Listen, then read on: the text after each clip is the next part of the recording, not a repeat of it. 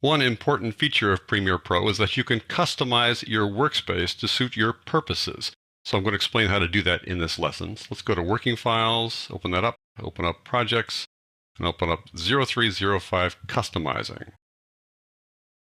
This is just a basic project with a few assets and a couple of sequences.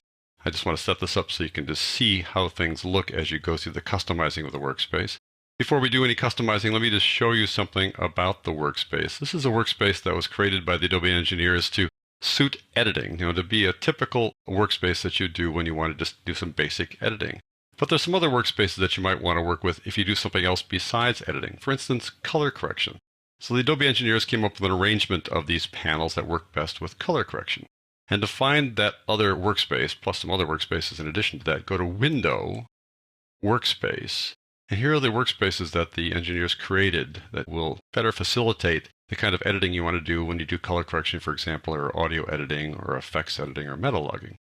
So if I go click color correction, that changes the arrangement of the panels into one that is more suited to color correction. It brings up the reference monitor, a third monitor. There's source, program, and reference.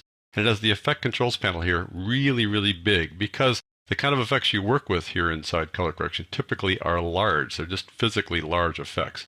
If I go to effects, for example, and go to video effects, color correction, and choose the three-way color corrector, which is really the granddaddy of all color correctors, and apply it to this clip and take a look at it here in the effect controls panel, you can see there's a lot going on here. In fact, I got to scroll down to see it all. And if I open up these disclosure triangles, it gets even bigger. So yeah, you want all this space here for the effects. And then you want to have the reference monitor over here so that you can use the scopes to help you in your color correction decisions. So this is really a nice arrangement of panels. You brought in a panel that you wouldn't normally work with and kind of expanded things to suit your purposes. Nice thing. There are a couple other presets too. Go to Window, Workspace. We're going to go to Effects. And Effects is a similar kind of thing. It puts the effects over here like that. It puts the effect controls front and center. And doesn't even show you the source monitor because you're going to work on effects only inside the program monitor. So basically it's using real estate effectively here.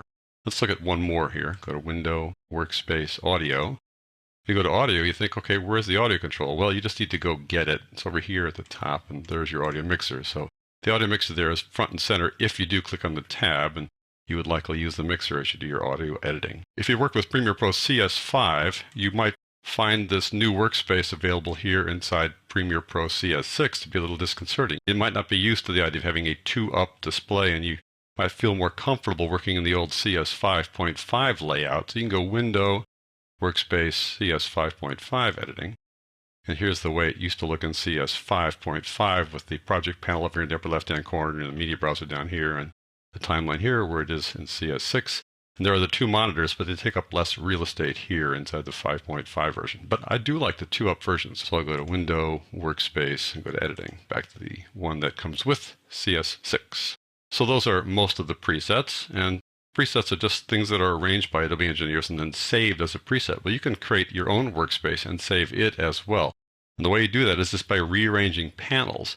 The first way you can rearrange panels is simply by moving them around, making them larger or smaller. You can drag them left and right like this. Just hover your cursor between the two. You get that little set of parallel lines and arrows there. You can lift them up and down as well, like so.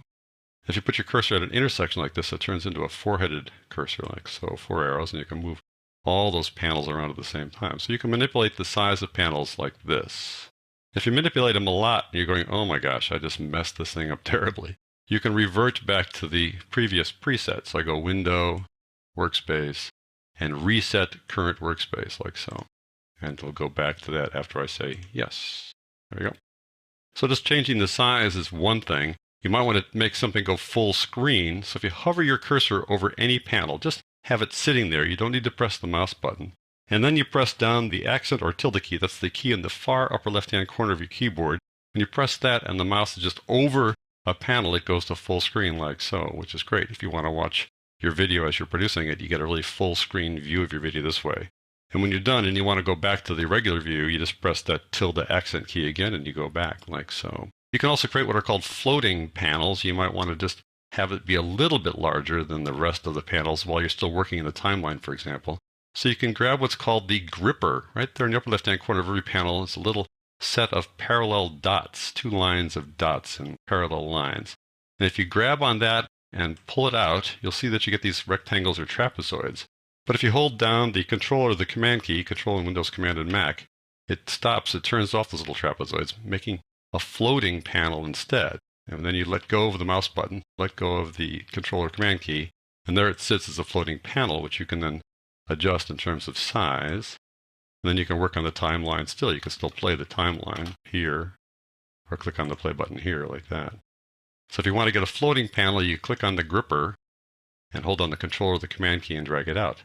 But now that I've done it, oh my gosh, how do I get it back in place again? Well, I'm going to talk about that in a second, but I'm going to fall back to the easy way of doing things by going Window, Workspace, reset the current workspace, and we're back to where we started. Good thing, right?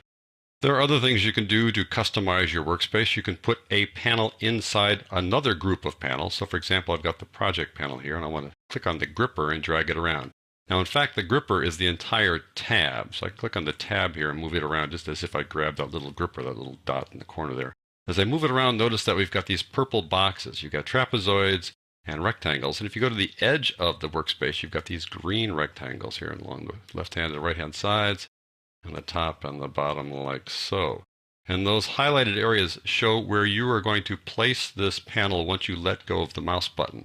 So with the rectangle here, that means I'm going to put it inside this frame, inside this group. So I let go, and now the project panel has been added to that group. I now have 5 panels inside that group instead of 4 as I had before. If I grab the gripper again, just the whole tab there, and move it around to the trapezoid here, I'm going to add it between that group of 4 panels and create a whole new frame for this guy all by itself there. If I want to get rid of a panel, it's quite simple. I can just click on the X here on the tab. So for metadata, for example, I click on the X and it's gone. Now it's just 3 panels here inside that frame. If I want to bring metadata back, it's quite simple. I go Window, Metadata, and it comes back. And generally they come back to wherever they just left. So they usually will pop back into the frame. But if I go Window, Reference Monitor, it's a floating monitor when it comes on the screen. It does not go inside a frame, but you can put it in a frame. Let's take the gripper here. Now, right now I'd like to grab the tab, but the tab has this drop-down list, so I can't really grab the tab here. I've got to grab the gripper. Go over here and I'm going to add it to this little panel where the project panel is. There you go. Now it's inside that frame along with the project panel. That's how you bring that around. If I want to get rid of the Tools panel or the Audio Meters panel, you see there's no X there, so I right-click on those little lines. And I can say Close Panel or Close Frame. If I close the panel, that gets rid of the panel, but the panel is the frame. It's just one panel. So I click on Panel, and it's gone. If I right-click on this one and close the frame, it too will go away.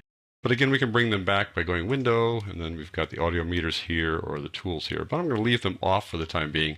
Let's just say I like what I've done here. This is a customized workspace that I want to see again and again. So I can save this workspace. I go Window, Workspace, and say New Workspace. I can give it a name like Jeff's Workspace. There you go, click OK. So now this is forever Jeff's Workspace. And if I go back to, let's say, color correction, for example, there we go. And I want to go back to my workspace with those missing panels. Go Window, Workspace, Jeff's Workspace, and we're back. And at some point, if I want to change this, let's say I want to bring those Tools panels back. I go Window, Tools. I like those guys. I want it back. And I also want the audio meters back. So I go Window, Audio Meters. There we go. And I can say, let's save this one. So I go Window, Workspace, New Workspace, and I say Jeff's Workspace. Exact same name. And I click OK, and I get this message. It's already there. And it's like, it's okay. I want to replace it. So I'm going to replace that guy. So now that is the new workspace. I go Window, Workspace. I'll switch over to, let's say, Audio. Then I'll come back to mine again, and you'll see that those 2 new panels are back. Both the Tools panel and the Audio Meters panel. So that's how you save a workspace. If you want to delete a workspace, you have to get out of the workspace you're in to delete it. So I go back to Window, Workspace, and go over to Editing. And then whatever condition I left editing in, it'll be in that condition. But you can have it reset to the original version of editing by going Window, Workspace, and then Reset Current Workspace. Yep. And now it goes back to the original 2-up display. But if I want to get rid of the custom workspace, I can now do that. So I go Window, Workspace. I'm going to get rid of Jeff's because it's currently not selected. I'll say Delete Workspace.